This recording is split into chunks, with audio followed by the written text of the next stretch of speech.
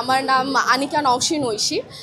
Chef প্রফেশনে আসার পিছনে আসলে দেখা যায় যে এখন বর্তমানে বাংলাদেশে অনেক মানুষ শেফ হতে যায়, বাট আমি যদি আমার কথা বলি, আমার মেইন টার্গেটটাই ছিল শেফ কোড। বাংলাদেশে অনেক মানুষ আছে যারা বুঝেও না যে কেন শেফ প্রফেশনে আসতে চাচ্ছি বা শেফ প্রফেশনটা কি।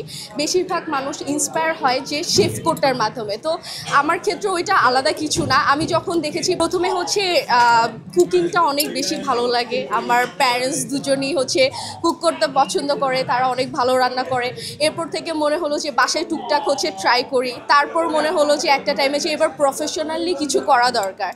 তারপরে আমি হচ্ছে শেফ কোর্স করা হচ্ছে স্টার্ট করি, কজ আমি আমার স্কিল ইনহ্যান্স করতে অনেক বেশি ভালোবাসি। মানে নতুন কিছু শিখতে, নতুন কিছু ট্রাই করতে, ইন্টারন্যাশনাল ফুড নিয়ে কাজ করতে ভালোবাসি। তারপর হচ্ছে ওই থেকেই হচ্ছে একটু একটু করে আমার শেফ প্রফেশনের দিকে হচ্ছে আগানো। আমি মাল্টি কুইজিন নিয়ে কাজ করি, আর হচ্ছে আমি 5 বছর ধরে হচ্ছে এই ফিল্ডে আছি। সফলতার পিছনে অবশ্যই ফ্যামিলির সাপোর্ট, যেটা অনেক বেশি ইম্পর্টেন্ট মেয়েদের ক্ষেত্রে। বর্তমান যুগে তো এটা অনেক বেশি দরকার। এখন আসলে প্যারেন্টসরা অতটা আটকায় না, আমার যতদূর মনে হয়। প্যারেন্টসরা হচ্ছে অনেক বেশি ইনক্রিজ করে হচ্ছে তাদের ছেলে মেয়েদের যে তারা কি করতে চায়। আমার ক্ষেত্রেও সেম ছিল যে আমার প্যারেন্টস অনেক বেশি সাপোর্ট দিয়েছে আমাকে এই প্রফেশনে আগানোর জন্য। ইভেন আরেকটা ইন্টারেস্টিং জিনিস হচ্ছে আমি শেয়ার করব, সেটা হচ্ছে যে আমি টিভি প্রোগ্রামগুলো যখন করি, তো দেখা যায় যে আমার প্যারেন্টস সবাইকে ফোন দিয়ে হচ্ছে বলে যে হচ্ছে আজকে আমার মেয়ের প্রোগ্রাম আছে, আজকে আমার মেয়েকে দেখা যাবে, এই চ্যানেলে দেখা যাবে। তো আমি এই জিনিসগুলো হচ্ছে খুব এনজয় করি। আমার মনে হয় যে প্রত্যেকটা মানুষের সফলতার পিছনে তার প্যারেন্টস এবং ফ্যামিলির ভূমিকাটা অনেক বেশি থাকে, অনেক বেশি ইম্পর্ট্যান্ট। আমার ক্ষেত্রেও তাই। অবশ্যই এটা বলি, সেই ক্ষেত্রে হচ্ছে যে আপনারা কিন্তু দেখেন না যে আমরা ভিতরে কিভাবে কাজ করি। সেই ক্ষেত্রে আমরা বলি যে হচ্ছে আপনি যে কোনো জায়গায় যাবেন, একজন শেফ, কেন আমরা হোয়াইট শেফ কোট পরি জানেন? আমরা হোয়াইট শেফ কোটটা পরি যাতে হচ্ছে একজন শেফের ক্লিন থাকা অনেক বেশি ইম্পর্ট্যান্ট। আমরা হোয়াইট শেফ কোট পরার রিজন হচ্ছে আমরা যাতে হাইজিনটা মেনটেন করি, আমাদের গায়ে যাতে কোনো ময়লা না থাকে, আমরা যাতে ক্লিন থাকি, এবং আমরা যে ফুডটা হচ্ছে একজন কাস্টমারকে সার্ভ করব সেটা যেন ওরকমই হচ্ছে হাইজিন মেনটেন করে হচ্ছে ওই ফুডটা সার্ভ করা হয়। এই দিক থেকে আমরা খুবই খেয়াল রাখি।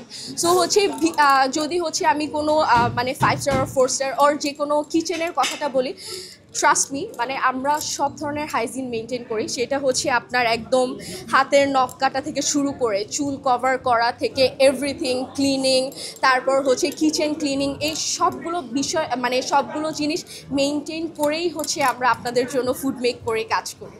খুবই ভালো লাগছে, কারণ হচ্ছে একটা মিলন মেলা। আমরা প্রতি বছর ওয়েট করি এই শেফদের জন্য। একটা শেফের এটাই হচ্ছে একটা মিলন মেলা।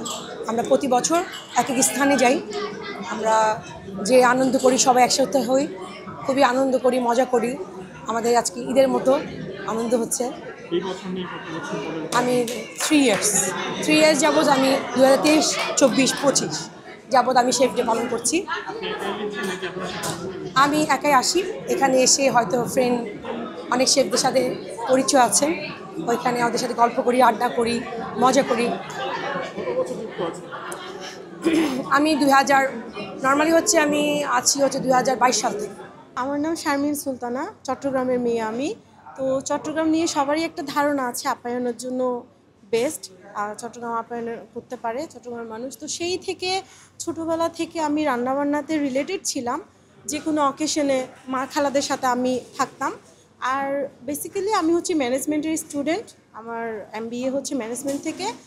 আর আমার শেফ হয়ে আসার এই জার্নিটা অনেক ক্রিটিক্যাল, অনেক লং একটা প্রসেস। আমি অল্প করে বলতে চাই, সব থেকে বেশি অনুপ্রেরণা যে দিয়েছে সেটা হচ্ছে আমার বাবা, আমার মা। যদিও আমি এই সেক্টর থেকে আলাদা, আমরা সবগুলাই হচ্ছে বিজনেস ফ্যামিলি। আর আমার বাবা একজন ব্যাংকার ছিলেন, রিটায়ার্ড আসছে। তো সেই দিক থেকে এই শেফ প্রফেশনে আসাটা খুব একটা সহজ ব্যাপার না আমাদের জন্য, কারণ আমাদের দেশে এখনও তখনকার সময়টাতে এত পপুলার ছিল না এখন যে প্ল্যাটফর্মটা আমরা পাচ্ছি। তো তখন আমাকে খুব বেশি সাহস দিয়েছে আমার আব্বু, আমার আম্মু, এবং আমার কোর্স করা, ঢাকাতে একা থাকা, সারভাইভ করা, সব কিছু আমি তাদের কাছ থেকে পেয়েছি।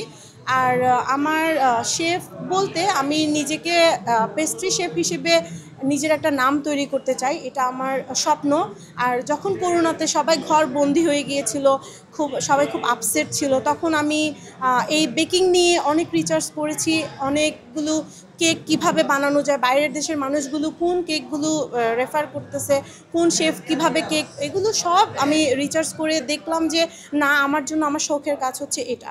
দেন আমি হচ্ছে আমার ডিজিটাল মার্কেটিং ছেড়ে দিলাম, আমি গ্রাফিক্স ডিজাইন ছেড়ে দিলাম। এরপর হচ্ছে আমি ব্যাংকিং সেক্টরে আমার অলরেডি ইন্টার্নি করা ছিল, সেখানে আমি না ঢুকে আমি দেখলাম যে আমার স্বপ্ন এটাই। আমি নিজেকে মিষ্টির জগতে নিজের একটা নাম তৈরি করতে চাই, এবং আমার খুব ইচ্ছা যে আমার নিজের ফিউশন আমি আনবো। আমাকে সবাই চিনবে হচ্ছে আমার একটা ডিশ দিয়ে, যে এটা শারমিন আপুর ডিশ, এটা শেফ শারমিনের ডিশ।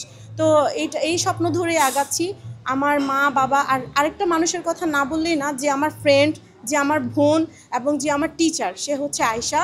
তার থেকে বেশি অনুপ্রেরণা পেয়েছি, তার অবদান আমি কখনোই ভুলবো না। আমার অনেকগুলো কোর্স, পেইড কোর্স, যেগুলো সে আমার কাছ থেকে কোনো পেইড ছাড়াই আমি ওই কোর্সগুলো ওর থেকে শিখেছি।